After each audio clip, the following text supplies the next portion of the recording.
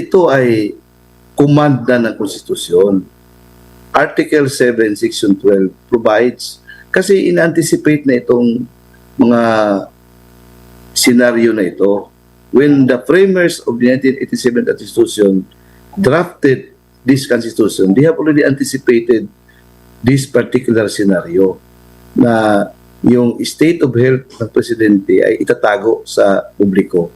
Kaya nga mayroon ng constitutional provision na nagsabi na the public shall be informed of the state of the health of the president.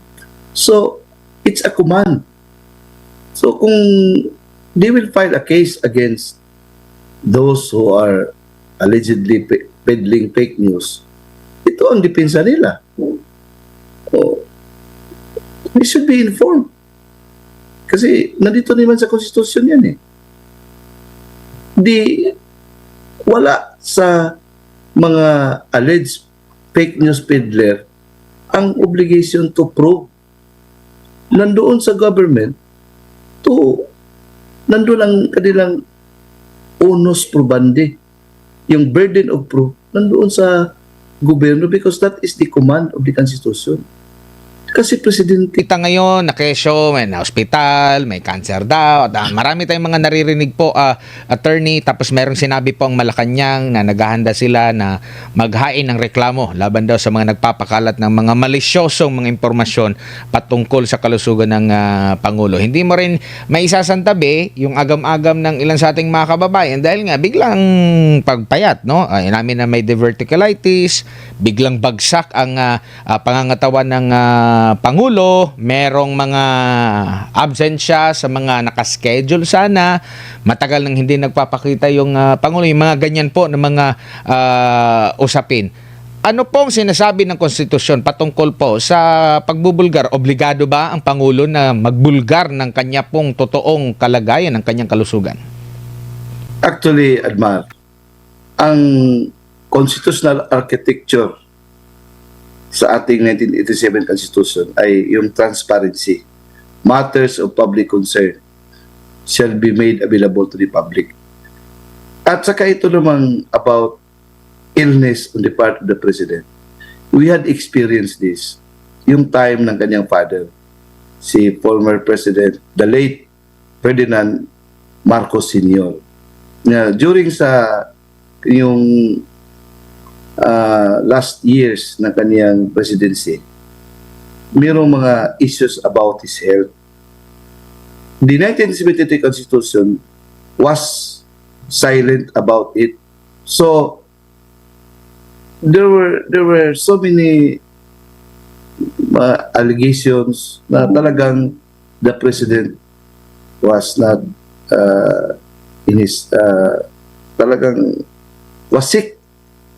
So that situation was denied to the public. They did not disclose it. So, paano naman talaga yan? We can expect na, kasi power ito eh. Pero nakita yan ng 1987 Constitution, yung mga commissioners na to avoid a repetition of that episode. Kasi what is at stake din is our national security and survival.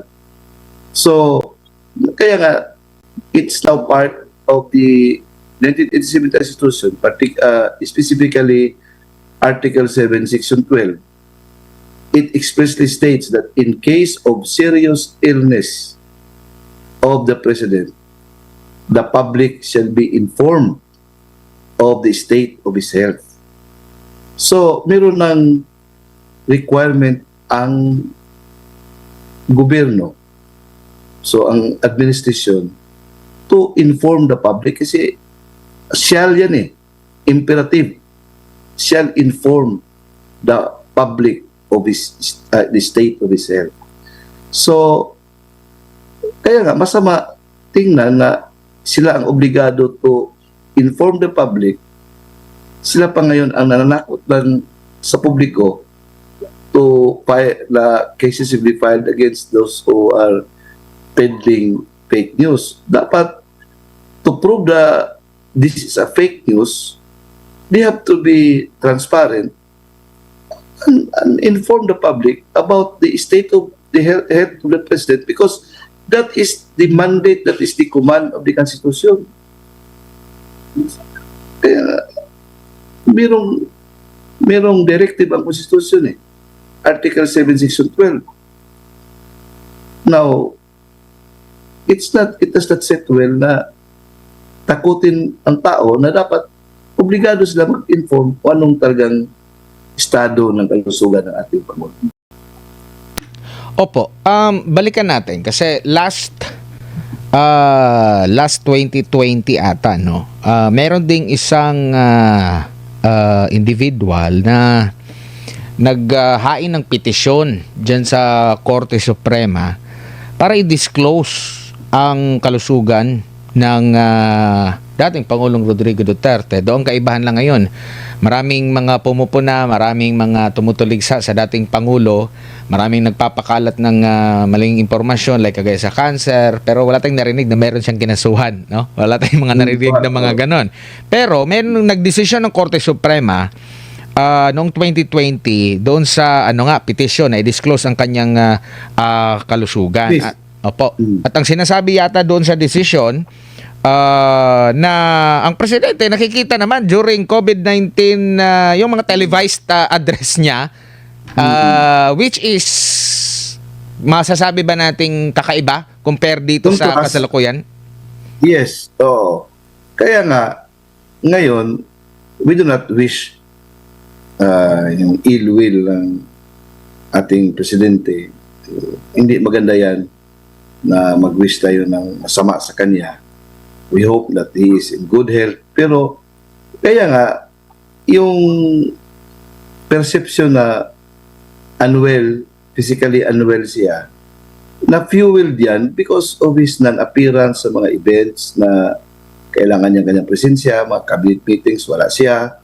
Ang nag-preside yung executive secretary lang, and mayroong mga clippings, mayroong mga video na talagang altered kasi nabubuhay pa si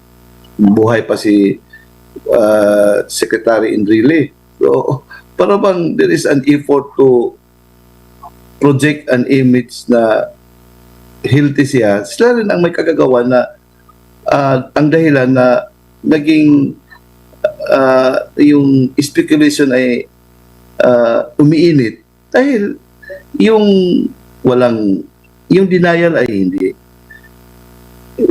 hindi pa back up with evidence. So kung dapat talaga para once and for all matapos na ito, they have to come up with yung medical bulletin o hindi man yung appearance ng presidente. Saka kaya nga nagkamali din sila kasi may mga, as I said, yung mga video na nakita ko sa Facebook, I don't know kung nakita mo rin, Agmar, na yung mga meetings doon na nandyan pa si Enrile. Patay naman si Enrile. Ibig sabihin, manipulated. Tama ba yun, Agmar? Yung mga video na yun? Ang alam ko, yung sa mga video na nakita po ninyo, na mga report, no, ng ibang media, ang may nakataga naman nakalagay doon na file footages. May file footages kasing nakalagay doon. So na-misinterpret lang siguro nila, no? Dahil available kasi yan, yung mga videos na yan. Bihira lang kasi magkaroon ng video na inilalabas na merong mga meeting. Ngayon, puro pictures na nga lang yung nakikita, wala na yung videos, di ba? Like kay dating Pangulong Rodrigo Duterte, pag nagkaroon ng meeting, so may mga ganun. Pero dito ako sa concern kasi nga meron ding nagsasabi na baka ay sinadya yan para ang lahat ng mga sumakay dyan sa issue na yan na peke na mga makasuhan at matanggal ang kanilang mga Facebook page kasi i-report, nagpapakalat ng fake news. Maaari din ba may katotohanan yan, attorney, sa tingin nyo po? Parang pain. Para may rason sila nakasuhan. Mark, everything is a subject for speculation. Lahat posibilidad yan, pero tingnan natin kasi anything kaya sa ating yung sa Bisaya kapag sulti ba, di ba? Anything is possible under the heat of the sun. Nga po. Opo. Pero itong mga pagkakaso, halimbawa, ang isang individual, wala siyang kalam-alam kung ano ba talaga ang katotohanan kasi wala namang sinasabi. Full disclosure nga, hanggang sa napasabay lang siya ng comment, pwede ba siyang sampahan ng kaso, reklamo na pag nagpapakalat ng fake news? Bakit hindi na lang kaya maglabas ng full authority? Ano naman yung kaibahan niya doon sa sinasabi po ng batas na dapat hindi maging balat sibuyas yung mga taong gobyerno? Hindi na ito parang obligation lang na personal obligation ng ating gobyerno. Ito ay command na ng konstitusyon. Article 7, Section 12 provides, kasi in-anticipate na itong mga senaryo na ito. When the framers of the 1987 Constitution drafted this Constitution, they have already anticipated this particular scenario na yung state of health ng presidente ay itatago sa publiko. Kaya nga mayroon ng constitutional provision na nagsabi na the public shall be informed of the state of the health of the president. So, it's a command. So, kung they will file a case against those who are allegedly peddling fake news, ito ang depensa nila. They should be informed. Kasi nandito naman sa konstitusyon yan eh. Wala sa mga alleged fake news peddler ang obligation to prove. Nandoon sa government nandoon ang kanilang onus probandi. Yung burden of proof nandoon sa gobyerno because that is the command of the Constitution. Kasi presidente ka eh. You are leading the 130 million ba? Ilan na ba tayo ngayon? Mga nasa ganyan po. Oo, hundreds of millions na po tayo, attorney. Pero meron lang ako isingit, attorney. Hindi po ba pag nagtatrabaho ka sa private, no? Yung nagpapasahod sa iyo, halimbawa, mag-a-absent ka, hindi ka kasi meron kang sakit. 'Di ba minsan hinihingan ka ng medical certificate kung totoo ba? Kasi kumbaga meron siyang say, siya yung nagpapasahod. Ito yung possible na iisipin na ordinaryong tao kami, hinihingan kami ng mga medical certificate, hindi lang yung sa school na excuse letter na to whom it may concern na absent ako kasi ganito, ganyan. Yun lang. Hinihingan kami ng medical certificate para mapatunayan na ikaw talaga ay nagkasakit. Bakit pag ganito, hindi tayo mapagbigyan na ang sabi nga ni Pinoy, kayo ang boss ko, mga tao, ang nagbabayad ng tax at nagpapasweldo sa mga taong gobyerno po, attorney. Yun nga, pero alam mo, Admar, kung yung senaryo na sinabi mo ay pain lang ito, para sa akin, self-destructive yan na pain. Kasi, kunwari, yung target mo lang ay yung para mahuli yung mga fake news na peddlers. Pero yung damage sa mga tauhan mo, yung sa public, malaki. Kung you are parang self-destruction na eh. Malaki ang damage kaysa sa benefit.